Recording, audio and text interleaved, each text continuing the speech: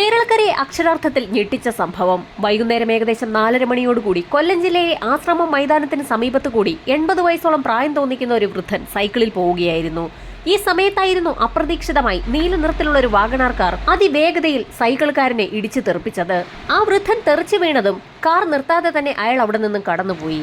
ഇത് കണ്ടുകൊണ്ട് നാട്ടുകാരൊക്കെ അവിടെ ഓടിക്കൂടുകയും ഏതെങ്കിലും വാഹനത്തിൽ ഉടൻ തന്നെ ആ വ്യക്തിയെ ഹോസ്പിറ്റലിൽ എത്തിക്കണമെന്ന് ആവശ്യപ്പെടുകയും ചെയ്തു. ഇതേ സമയം തന്നെ അപ്രതീക്ഷിതമായി ഒരു ഓട്ടോ അവിടേക്ക് കടന്നു വന്നു.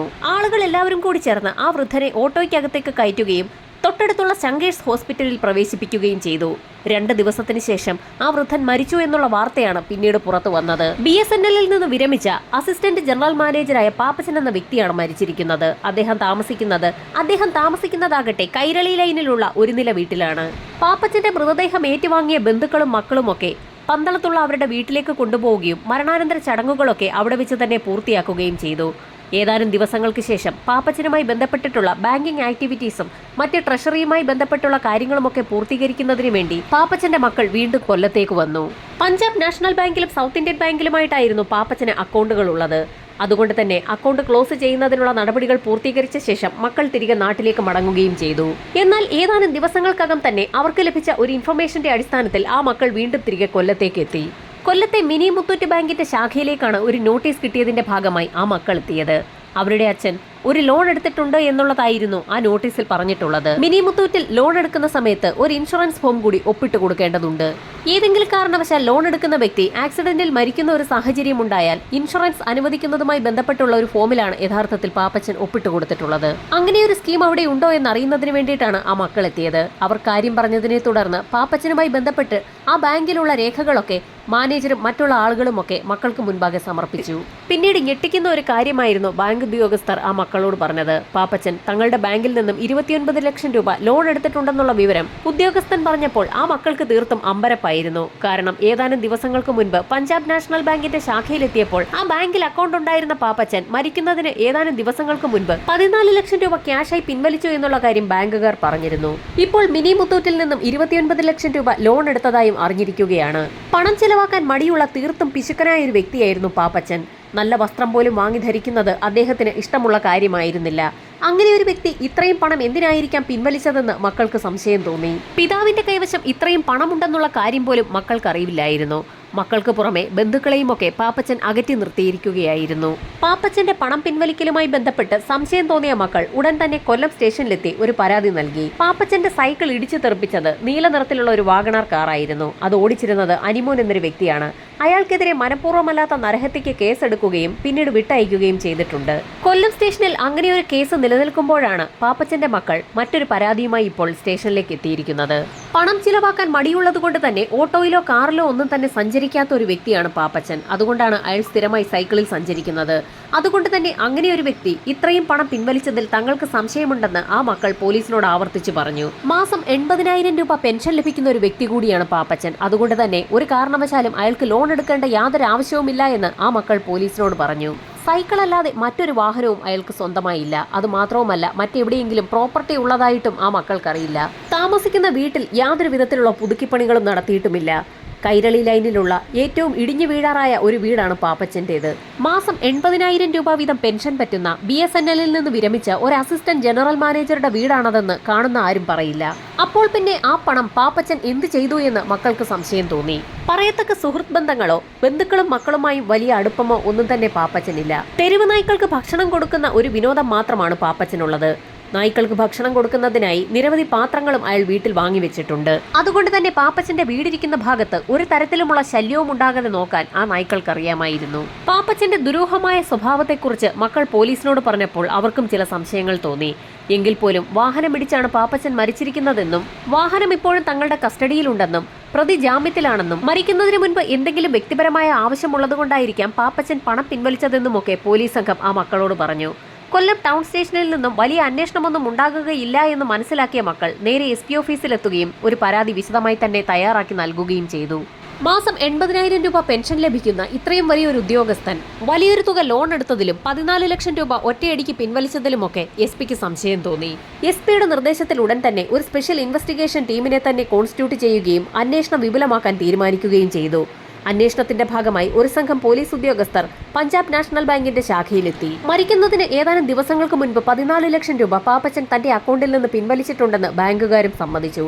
ഇത്രയും വലിയൊരു തുക ഒറ്റയടിക്ക് പിൻവലിക്കാൻ ബാങ്ക് എങ്ങനെയാണ് സമ്മതിച്ചതെന്ന് പോലീസിന് സംശയം തോന്നി.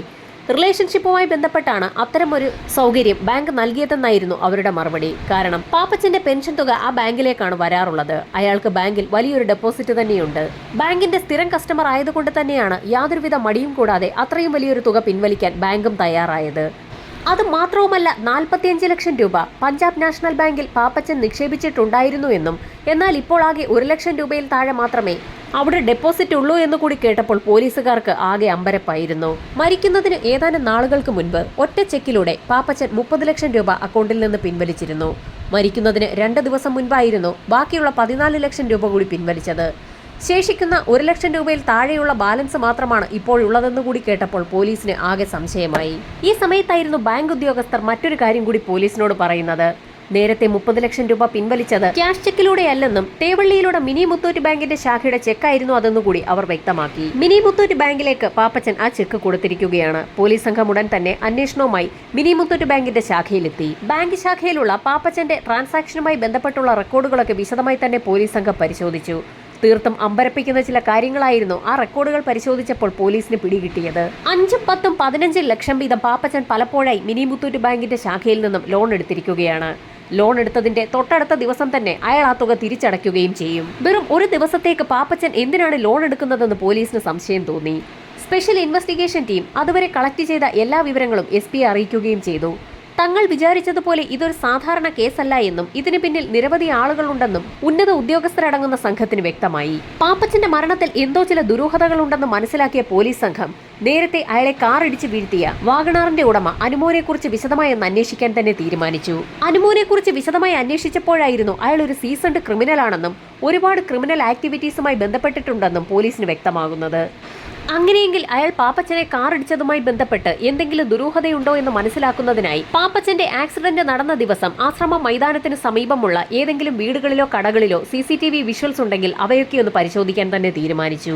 അങ്ങനെ പരിശോധിക്കുന്നതിനിടയിലായിരുന്നു സംഭവം നടന്നതിന് ഏകദേശം 100 മീറ്റർ പുറകോട്ട് മാറി ഒരു വീട്ടിൽ CCTV ഉണ്ടെന്നുള്ള കാര്യം പോലീസിന് വ്യക്തമാകുന്നത്. ആ വീട്ടിൽ നിന്നും സംഭവം നടന്ന ദിവസത്തെ CCTV വിഷ്വൽസ് ഒക്കെ പോലീസ് കളക്ട് ചെയ്തു. CCTV വിഷ്വൽസിൽ സംഭവം നടക്കുന്ന സമയത്ത് ആശ്രമം മൈതാനത്തിന് സമീപത്തു കൂടി 100 km/h വേഗതയിൽ പാഞ്ഞു പോകുന്നതും പോലീസുകാരുടെ ശ്രദ്ധയിൽപ്പെട്ടു.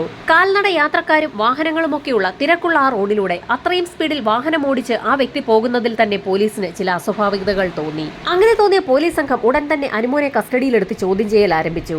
ചോദ്യം ചെയ്തെങ്കിലും അയാൾ പ്രത്യേകിച്ചൊന്നും തന്നെ വിട്ടു പറഞ്ഞില്ല.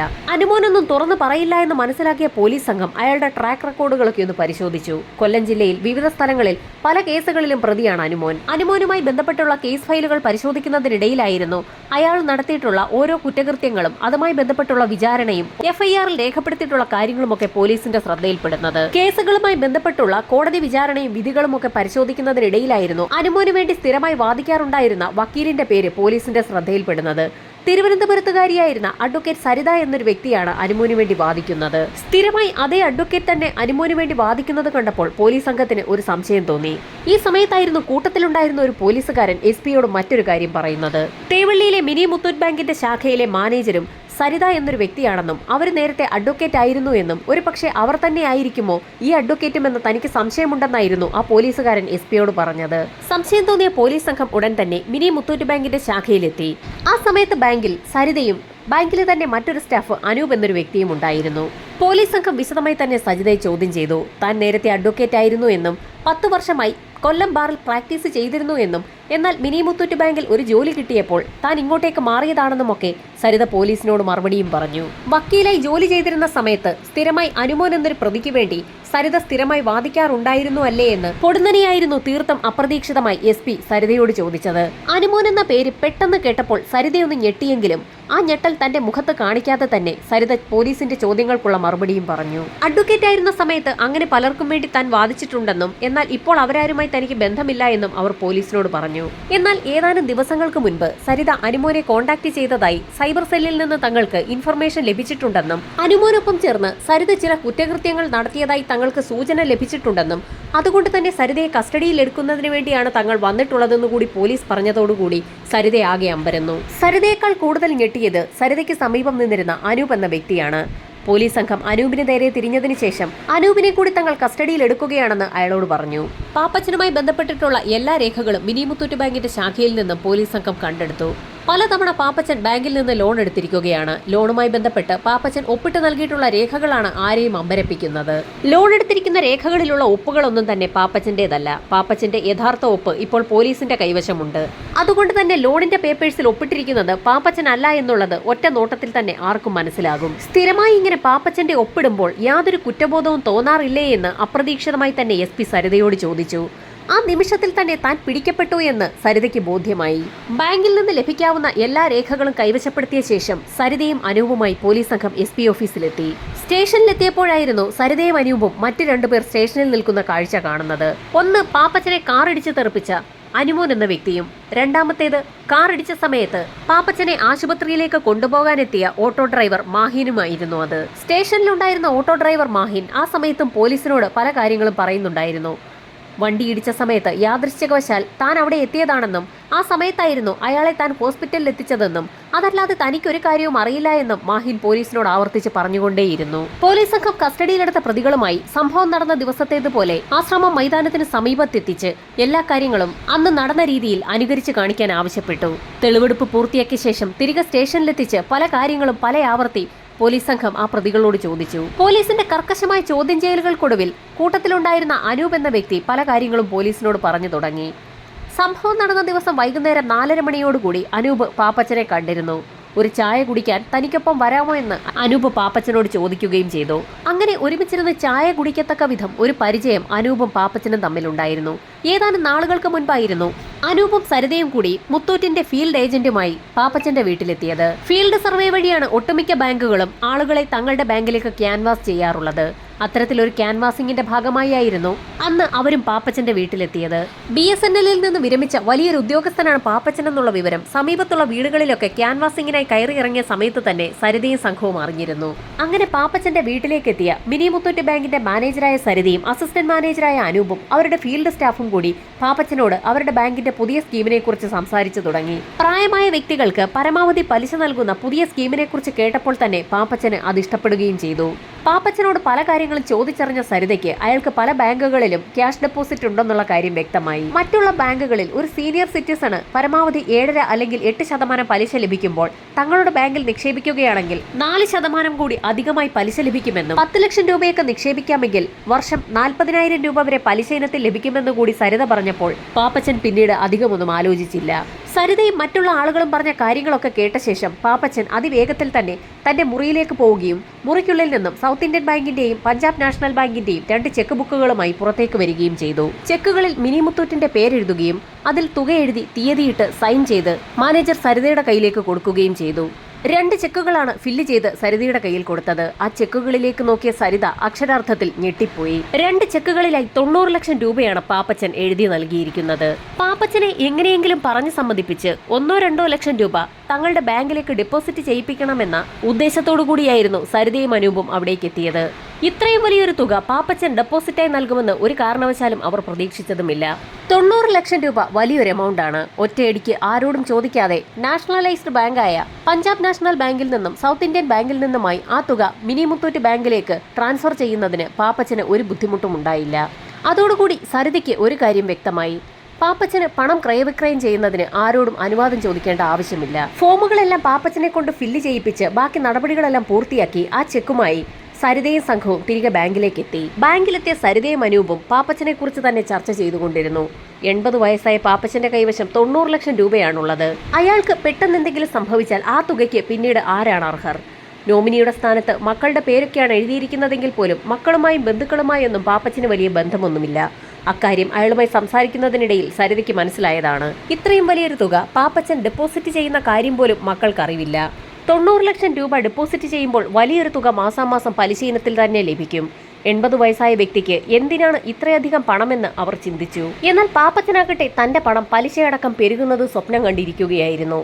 തൊട്ടടുത്ത മാസം തന്നെ ബാങ്ക് പറഞ്ഞ ഡേറ്റിൽ പലിശ തിരക്കി പാപ്പച്ചൻ ബാങ്കിലെത്തി. യഥാർത്ഥത്തിൽ ആ പണം നിക്ഷേപിച്ച് ഏതാനും ദിവസങ്ങൾക്കകം തന്നെ സരിതയും അനൂപും ചേർന്ന് അതിൽ നിന്നും ആ പണം പിൻവലിച്ചു തുടങ്ങിയിരുന്നു. അതിനുവേണ്ടി പാപ്പച്ചന്റെ പേരിൽ ഒരു ലോൺ അപേക്ഷ അവരെ തന്നെ ഫില്ല് ചെയ്ത് ഒപ്പിട്ട് പണം പിൻവലിക്കും. തൊട്ടടുത്ത ദിവസം തന്നെ അവർ ആ പണം തിരികെ ഇടുകയും ചെയ്യും. ഈ രീതി അവർ തുടർന്നുകൊണ്ടേയിരുന്നു. അങ്ങനെ ചെയ്യുമ്പോൾ സ്വാഭാവികമായും പാപ്പച്ചന് ലഭിക്കേണ്ട പലിശയിൽ കുറവ് വരും. എന്നാൽ പാപ്പച്ചൻ ബാങ്കിലേക്ക് വരുന്ന സാഹചര്യത്തിൽ അത് വളരെ വിജയകരമായി തന്നെ സരിതയും സംഘവും കവർ ചെയ്യുകയും ചെയ്യും. അയാൾ ആവശ്യപ്പെടുന്ന പലിശ അവർ അയാൾക്ക് നൽകുകയും ചെയ്യും. 2-3 മാസം ഇതുതന്നെ ആവർത്തിച്ചു. പാപ്പച്ചന്റെ അക്കൗണ്ടിൽ നിന്ന് പണം എടുക്കാനും തിരിച്ച് അതിലേക്ക് ഇടാനും ഒരു ബുദ്ധിമുട്ടുമില്ല. പക്ഷേ പാപ്പച്ചന്റെ മാസം തോറുമുള്ള വരവ് അവരെ തീർത്തും ബുദ്ധിമുട്ടിലാക്കി. പാപ്പച്ചനുമായി സംസാരിക്കുന്നതിനിടയിൽ അയാൾക്ക് ചെറിയ ഓർമ്മപ്പശകുണ്ടെന്നുള്ള കാര്യം സരിത നേരത്തെ തന്നെ മനസ്സിലാക്കിയിരുന്നു. പല ബന്ധുക്കളുടെയും സഹപ്രവർത്തകരുടെയും ഒക്കെ പേരുവിവരങ്ങൾ അയാൾ മറന്നു തുടങ്ങിയിരുന്നു. അതുകൊണ്ട് തന്നെ തനിക്ക് ഏതൊക്കെ ബാങ്കിൽ അക്കൗണ്ട് ഉണ്ടെന്നുള്ള വിവരങ്ങൾ പോലും ഒരു പക്ഷേ പാപ്പച്ചൻ മറന്നു പോയിട്ടുണ്ടാകുമെന്ന് സരിത വിലയിരുത്തി.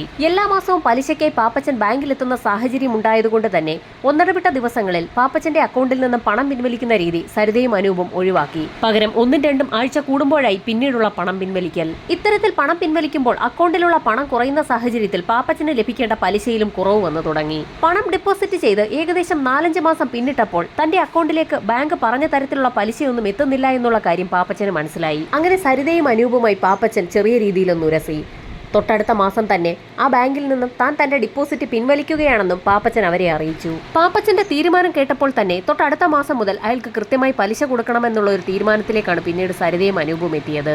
എന്നാൽ അധികനാൾ ഈ കള്ളക്കളി മുൻപോട്ട് പോകില്ല എന്നറിയാവുന്നത് കൊണ്ട് തന്നെ പാപ്പച്ചനെ അധികനാൾ ഇനി വെച്ചുകൊണ്ടിരിക്കുന്നത് ബുദ്ധിയല്ല എന്നും അവർക്ക് തോന്നി. എന്നാൽ ഇതിനിടയിൽ ബാങ്ക് പുതിയ സ്കീം അവതരിപ്പിച്ചു എന്നും ഇപ്പോൾ നിക്ഷേപിച്ചാൽ 1% അധിക പലിശ കൂടി ലഭിക്കുമെന്നും പറഞ്ഞ് മോഹിപ്പിച്ച് സരിത വീണ്ടും പാപ്പച്ചനെ കൊണ്ട് 14 ലക്ഷം രൂപ കൂടി പഞ്ചാബ് നാഷണൽ ബാങ്കിൽ നിന്നും പിൻവലിപ്പിച്ച് മിനി മുത്തൂറ്റ് ബാങ്കിന്റെ ശാഖയിൽ ഡെപ്പോസിറ്റ് ചെയ്യിപ്പിക്കുകയും ചെയ്തു. 1000 രൂപ പോലും അധികം കിട്ടുന്നത് വലിയൊരു കാര്യമായി കരുതുന്ന വ്യക്തിയാണ് പാപ്പച്ചൻ. അതുകൊണ്ട് തന്നെ പലിശ വർദ്ധിപ്പിക്കുമെന്ന് കേട്ടതോടുകൂടി അയാൾ പിന്നീട് ഒന്നും ആലോചിച്ചില്ല.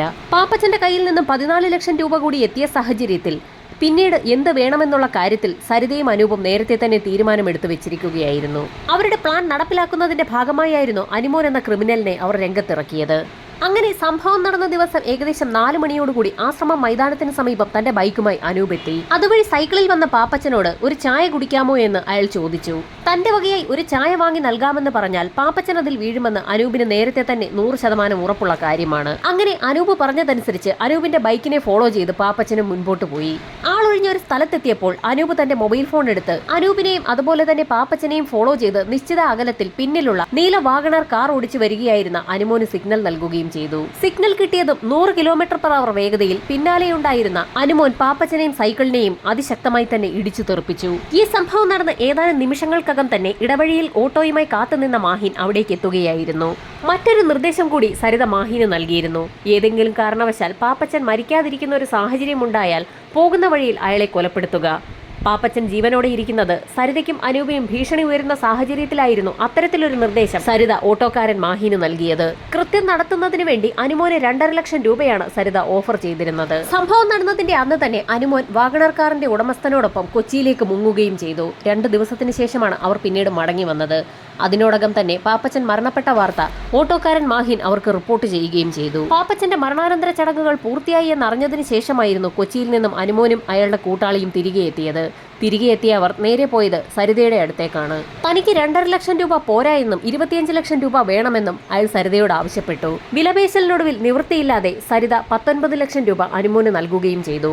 അനൂപും അനുമോനും എല്ലാ കാര്യങ്ങളും പോലീസിന് മുൻപാകെ തുറന്ന് സമ്മതിച്ചതോടുകൂടി മറ്റ് നിവൃത്തിയില്ലാതെ സരിതയും താൻ ചെയ്ത കുറ്റങ്ങളെല്ലാം ഏറ്റുപറഞ്ഞു. തീർത്തും ഒരു ആക്സിഡന്റായി എഴുതി തള്ളേണ്ടിയിരുന്ന ഒരു കേസാണ് പോലീസിന്റെ അതിസമർത്ഥമായ അന്വേഷണത്തിനൊടുവിൽ ഒരു കൊലപാതകമാണെന്ന് തെളിഞ്ഞത്. ഇനിയും ഈ കേസുമായി ബന്ധപ്പെട്ട് നിരവധി അന്വേഷണങ്ങൾ പൂർത്തിയാക്കാനുണ്ടെന്ന് SP മാധ്യമങ്ങളോട് വ്യക്തമാക്കി. പാപ്പച്ചന് എവിടെയൊക്കെ പണമിടപാടുകൾ ഉണ്ടെന്നും സ്വത്തുവകകൾ ഉണ്ടെന്നും ഡെപ്പോസിറ്റുകൾ ഉണ്ടെന്നുമൊക്കെ സമഗ്രമായ ഒരു അന്വേഷണത്തിലൂടെ മാത്രമേ കണ്ടെത്താനാകൂ. അതിനുള്ള അന്വേഷണമാണ് പോലീസിന്റെ ഭാഗത്തു നിന്നും ആരംഭിച്ചിരിക്കുന്നത്. കൃത്യം നടത്തിയവർക്കുള്ള ശിക്ഷാവിധി എന്താണെന്നുള്ളത് വൈകാതെ തന്നെ അറിയാൻ കഴിയും.